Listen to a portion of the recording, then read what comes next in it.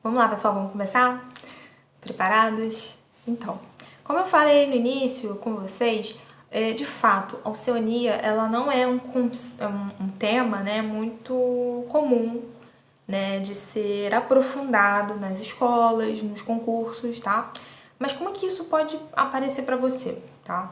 É importante que você tenha um conhecimento global, tá? Um conhecimento em escala mundo de vários parâmetros físicos, sociodemográficos, né? E, por exemplo, eu trouxe uma questão que ela, se eu não me engano, é da UERJ, é uma questão bem possível de se aparecer em outros momentos para vocês. Por quê? Ela pega uma característica, por exemplo, física e demográfica do Canadá e faz uma comparação com a Austrália. São regiões totalmente diferentes, mas que vão ter algumas características parecidas, tá? E aí cabe a você fazer esse exercício de fazer comparações diárias a nível global, tá? Dificilmente vai cair algo muito específico direto da Oceania, certo? Por isso que eu tô trazendo esse exemplo, que eu acho que é o melhor exercício que a gente vai fazer hoje aqui, tá? Que é o que eu quero que você tenha a capacidade, tá? De articular ideias.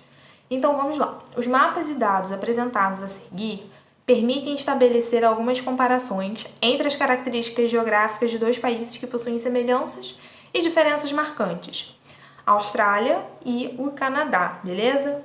Você tem aí um mapa, então, de população, né? A Austrália tem 23 milhões, o Canadá 35, relativamente parecido, porque tem uma extensão ali também relativamente grande, né?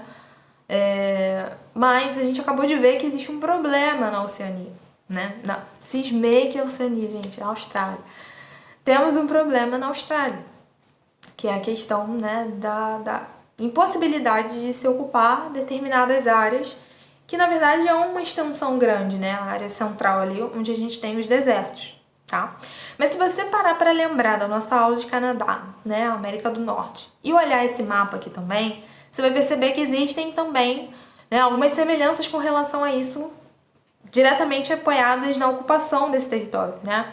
Existe também um vazio demográfico no Canadá, existe uma concentração maior de pessoas ali, né? Mas na área sul, que faz fronteira, né, com os Estados Unidos.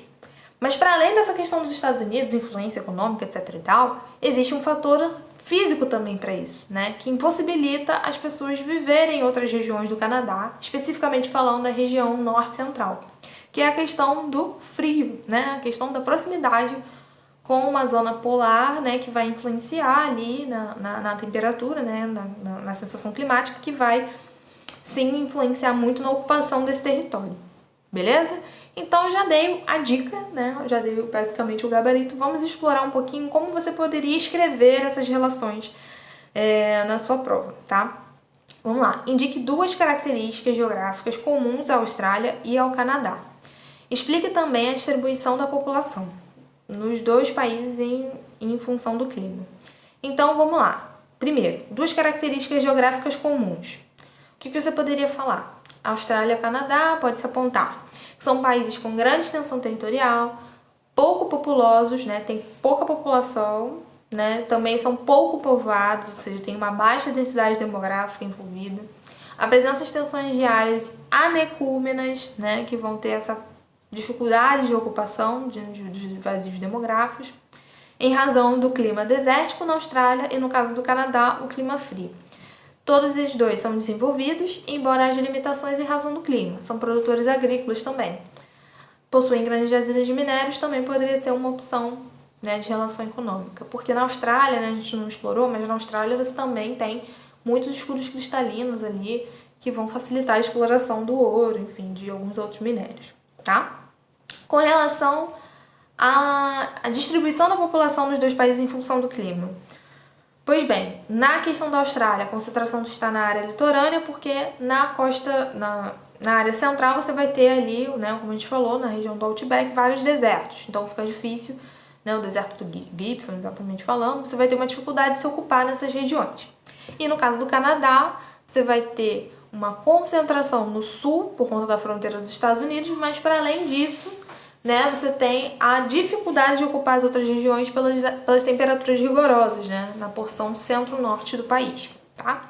Então, uma questão bem tranquila que, assim, te exige, na verdade, essa capacidade de fazer relações, né, de interpretar conhecimentos gerais a nível mundo, né, e expor isso de uma forma dissertativa, tá? Questão 2.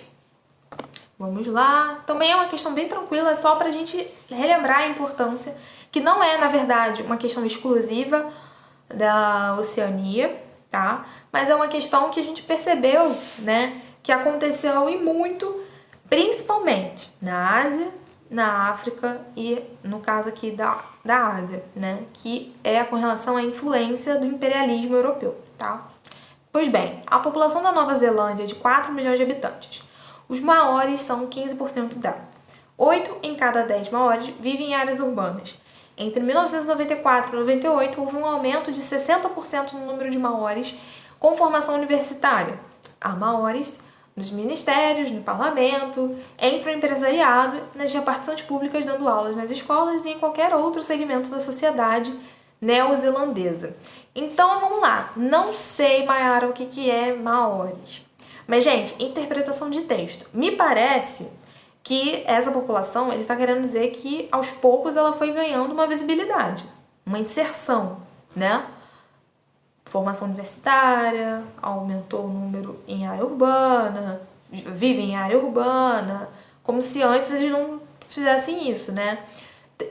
Estão nos ministérios, parlamento, empresariado, etc e tal. Então, parece que é uma população que realizou uma mudança, né, de estrutura social, tá?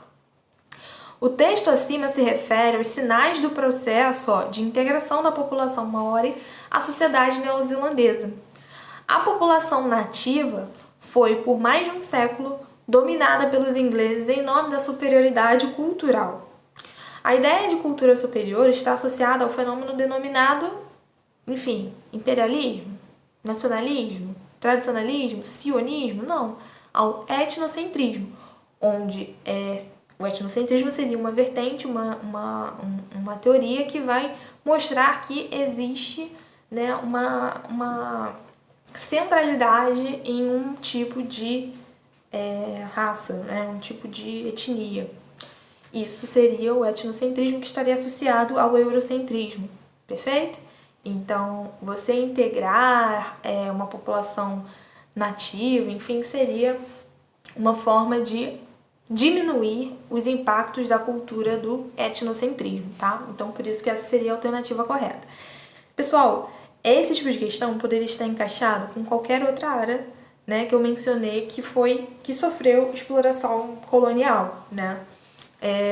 A gente falou do Oriente Médio, que teve problemas, né, quando houve a questão da dissolução dos impérios, a questão da África, que eu acho que é o que mais sofreu com isso, né, na partilha da África, processo de colonização da África também, né, que sempre teve ali o olhar do europeu nas decisões, né, de configuração territorial dessas áreas.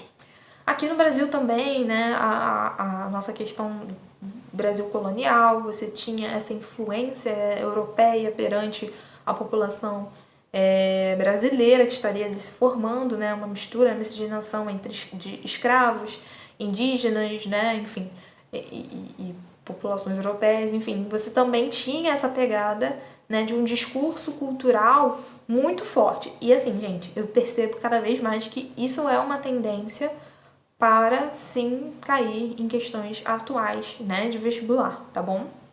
Beleza? Então, show de bola, questão 2 correta, letra A. E pra gente fechar, vamos para a alternativa não, a questão 3, que diz o seguinte, pra gente marcar verdadeiro ou falso.